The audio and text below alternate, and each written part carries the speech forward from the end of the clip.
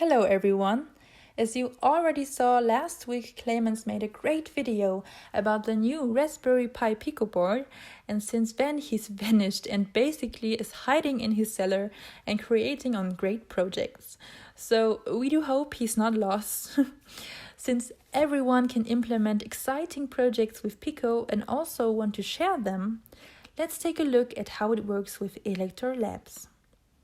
With it, you can publish your projects with us and share them with others. In this video, I show you the most important steps in a very practical way, as I am also doing it for the first time. If we go to Elektor Labs and then to User Manual, we will see detailed instructions on how to create projects. The first step is to register for free at Elektor to get an ID. After we did that, we get access to all the services, including the Elektor Labs platform. As soon as we click on My Labs in the top right-hand corner, the window opens in which we can create a project. When we go to Add Project, the window opens where we can create it. The following items are required to start: a project title that we should choose well.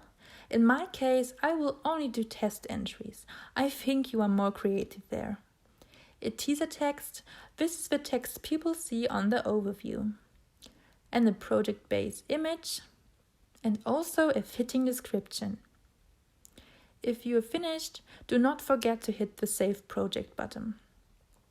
A new project you save will be set to the draft stage. This ensures no one can see it but you. We can update or publish our project by clicking on the red button.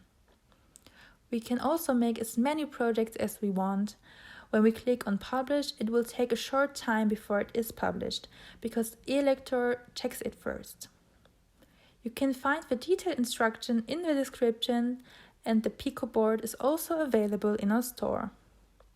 I wish you a lot of fun creating your great projects, and don't forget to subscribe to our channel and stay electorized.